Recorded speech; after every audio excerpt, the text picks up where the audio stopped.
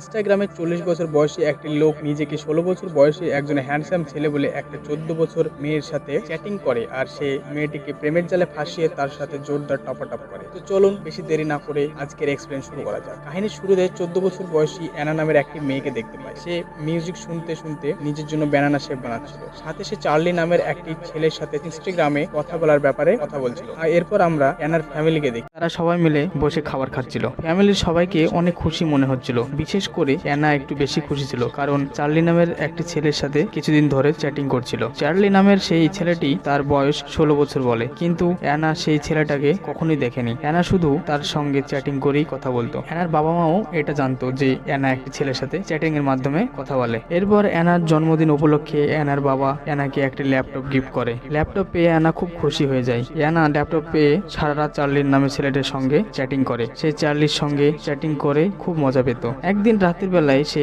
যখন তার রুমে ছিল তখন ল্যাপটপের মাধ্যমে চার্লির কাছে তার নিজের ছবি পাঠায়। পরের দিন সকালে অ্যানা যখন চার্লির সঙ্গে চ্যাট করছিল তখন চার্লি তাকে বলে তার বয়স 16 বছর নয় 20 বছর। এই কথা শুনে অ্যানা কিছুটা চমকে যায়, কিন্তু এরপরেও চার্লিকে অ্যাকসেপ্ট করে নেয়। এরপর চার্লি অ্যানাকে তার ছবি পাঠায়। চার্লির ছবি দেখে অ্যানা পুরো ফিদা হয়ে যায়, কারণ চার্লি দেখতে খুব হ্যান্ডসাম ছিল। পরের দিন রাতে একটা পার্টি শেষ করে বাড়িতে আসার পরে আবারও চার্লির সঙ্গে চ্যাটিং করতে লাগে যায়। এরপর সে চার্লির খেয়ালে ডুবে যায়। চার্লির সাথে চ্যাট করে তার অনেক ভালো লাগে। পরের দিন আমরা দেখি অ্যানা চার্লির সঙ্গে চ্যাট করছে। তখন সে জানতে পারে যে চার্লি 20 বছরের না 25 বছরের একটা ছেলে। এটা শুনে অ্যানা অনেকটা চমকে যায়, কিন্তু এরপরও সে চার্লিকে অ্যাকসেপ্ট করে নেয় আর তার সাথে রাতভর চ্যাট করে। সকাল হলে আমরা দেখি অ্যানার ভাই তার কলেজে ফিরে যাচ্ছিল। তার ভাই তখন অ্যানার সাথে কথা বলতে যাচ্ছিল, কিন্তু অ্যানা চ্যাট করতে ব্যস্ত ছিল। এরপর অ্যানা ভাই তার সাথে কথা বলে তার কলেজে চলে যায়। এরপর চার্লি অ্যানাকে একটা মলে তার সাথে দেখা করতে ডাকে। এরপর আমরা দেখি অ্যানা চার্লির সঙ্গে দেখা করতে সেই মলে চলে আসে। অ্যানাকে অনেক খুশি দেখাচ্ছিল। সে চার্লির সঙ্গে দেখা করা নিয়ে খুবই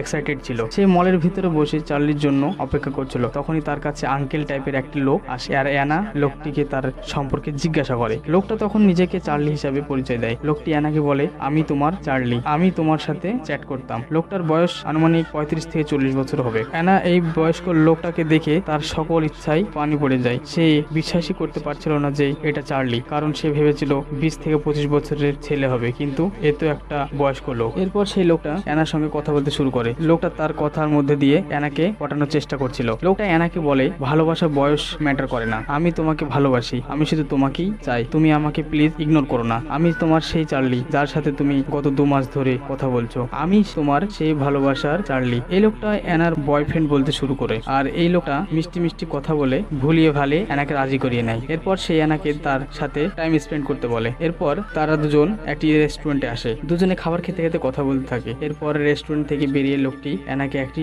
ড্রেস গিফট করে। তারপর অ্যানাকে একটি রুমে নিয়ে আসে। লোকটা প্রথমে অ্যানার পাশে কথা বলতে থাকে। তখন আমরা দেখতে পাই এই সব কিছু একটা ক্যামেরাতে রেকর্ড হচ্ছিল আর এই ব্যাপারে অ্যানা কিছু জানতো না। এরপর লোকটি অ্যানার সমস্ত কাপড় খুলে ফেলে আর অ্যানার সাথে টপাটপ করতে শুরু করে। টপাটপ করার পর অ্যানার বাড়িতে ফিরে আসে। পরের দিন অ্যানা চার্লির সঙ্গে কন্ট্যাক্ট করার চেষ্টা করে, কিন্তু অ্যানা সেই লোকটির সঙ্গে কন্ট্যাক্ট করতে পারে না। লোকটি অ্যানার কোন মেসেজের কোনো রিপ্লাই দেয় না। এরপর অ্যানা স্কুলে আসার পরেও চার্লির সঙ্গে কন্ট্যাক্ট করার চেষ্টা করে, কিন্তু চার্লি তার ফোন উঠায় না। এই কারণে অ্যানা খুবই কান্না করতে থাকে। তারপর অ্যানা তার বোনকে এসব বলে যে চার্লি তার সঙ্গে কি করছে আর এখন সে তার কল রিসিভ করছে না। তার বোন এইসব জানার পর স্কুলের প্রিন্সিপালকে সবকিছু বলে দেয়। প্রিন্সিপাল তখন পুলিশকে জানায়। পরের দিন স্কুলে পুলিশ আসে আর অ্যানাকে স্কুল থেকে হসপিটালে নিয়ে যায়। অ্যানার বাবা মা যখন এই ব্যাপারে জানতে পারে তারা সঙ্গে সঙ্গে হসপিটালে চলে আসে। এরপর আমরা একজন অফিসারকে দেখি যে এই কেসটি তদন্ত করছিল। লোকটি মনে করছিল অ্যানার সাথে খারাপ হয়েছে, এই কারণে সে অপরাধীকে ধরার জন্য ইনভেস্টিগেশন শুরু করে দেয়। সর্বপ্রথমে সে অ্যানার বাড়িতে এসে তার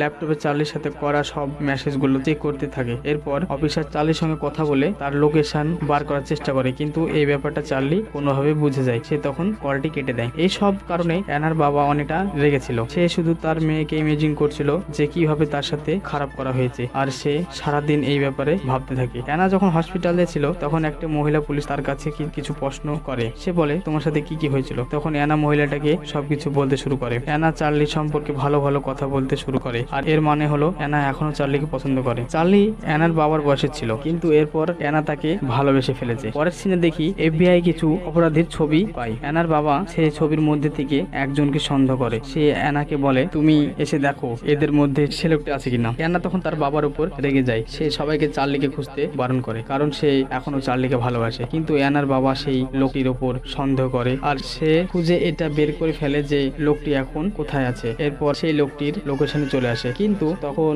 সে সেখানে কিছুই করে না। এরপর অ্যানার বাবা মা এফবিআই থেকে এটা জানতে পারে যে অ্যানা প্রথম থেকেই এটা জানতো যে লোকটির বয়স 20 বছর নয় 25 বছর, কিন্তু লোকটির সঙ্গে দেখা করতে গিয়ে দেখে সে 40 বছরের বুড়ো। এটা জানার পরেও অ্যানা তার বাবা মাকে কিছুই জানায়নি, আর এই কারণে অ্যানার বাবা অনেক রেগে যায়। পরের সিনে আমরা দেখি অ্যানার বাবা সেই লোকটাকে ফাঁসানোর জন্য মেয়েদের একটা আইডি ক্রিয়েট করে সেই লোকটির সাথে কথা বলতে শুরু করে। পরের দিন অ্যানার বাবা তার সাথে কথা বলতে তার রুমে আসে, কিন্তু অ্যানা তার বাবার ওপর রেগে যেতে থাকে। তার বাবা অপরাধীকে ধরে শাস্তি দিতে চায়, কিন্তু অ্যানা এটা চাচ্ছিল না, সে এখনো চার্লিকে ভালোবাসে। এরপরে অ্যানার বাবা রেগে গিয়ে একটা বন্দুকের দোকানে গিয়ে বন্দুক কিনতে আসে। এরপর সে অপরাধীর বাড়িতে গিয়ে তাকে মারধর করে। সে লোকটিকে একেবারে মেরে ফেলতে চাইছিল, কিন্তু এইদিকে এফবিআই আসল অপরাধীর কিছু ডিটেলস পায়। অফিসার অ্যানার বাবা মাকে বলে লোকটি অ্যানার মতো আরো কয়েকজন মেয়ের সাথে এমনটাই করেছে, আর সেই মেয়েগুলোর রিপোর্ট থেকে এটা জানতে পেরেছে যে সেই লোকটাই আসল অপরাধী। সেই লোকটার অ্যানার মতো 3-4 জন মেয়ের সাথে এমনটা করেছে, আর সেই ভিকটিম মেয়েগুলোর ছবি দেখার পর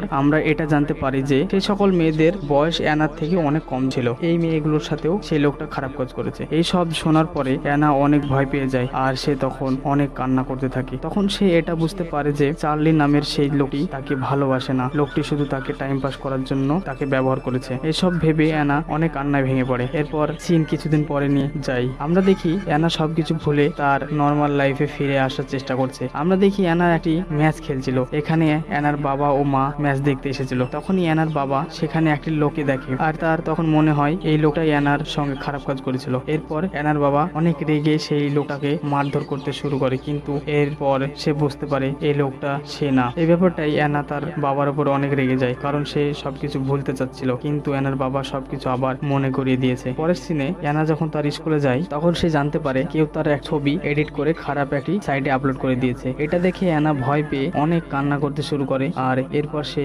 বাড়িতে ফিরে আসে। ঘরে তার বাবা ছিল, বাড়িতে এসে অ্যানা সোজা তার রুমে চলে যায়। রুমে এসে অ্যানা নিজেকে শেষ করে দেওয়ার কথা ভাবে। এদিকে অ্যানার বাবা কিচেনে খাবার বানাচ্ছিল, সে তো এটাও জানতো না যে অ্যানা রুমে ফিরে এসেছে। অ্যানার মার কল আসার পর সে এটা জানতে পারে যে অ্যানা নিজেকে শেষ করে ফেলতে যাচ্ছে। এটা শুনে অ্যানার বাবা একটু সময় নষ্ট না করে সোজা অ্যানার রুমের দিকে চলে যায়। সে দেখে দরজার ভেতর থেকে লক করা আছে। এরপর কোনোভাবেই দরজাটা ভেঙে ভিতরে যায়। সে দেখে অ্যানার অবস্থা খুবই খারাপ হয়ে গিয়েছিল, কারণ অ্যানা নিজেকে শেষ করার জন্য অনেকগুলো ঘুমের ওষুধ খেয়ে নিয়েছিল। এরপর অ্যানার বাবা তাড়াতাড়ি করে তাকে হসপিটালে নিয়ে যায়। এরপর অ্যানা সুস্থ হয়ে যায়। অ্যানার হসপিটাল থেকে বাড়ি ফেরার পরে অ্যানা তার বাবার কাছে যায়। অ্যানার বাবা তখন অ্যানাকে জড়িয়ে ধরে কান্না করতে শুরু করে। মুভির শেষ সিনে আমরা সেই চার্লিকে দেখতে পাই যে অ্যানাকে পটিয়ে পাঠিয়ে তার সাথে খারাপ কাজ করেছিল। আমরা দেখি তারও একটি পরিবার আছে, সে তার পরিবার নিয়ে একটি জায়গায় এনজয় করছে, আর এই সিনের মাধ্যমে মুভিটা শেষ হয়ে যায়। তো বন্ধুরা, সিনেমাটা ভালো লাগলে অবশ্যই একটা লাইক করে দিবেন, চ্যানেলটিকে সাবস্ক্রাইব করতে ভুলবেন না। থ্যাংক ইউ সো মাচ, দেখা হচ্ছে পরের ভিডিওতে।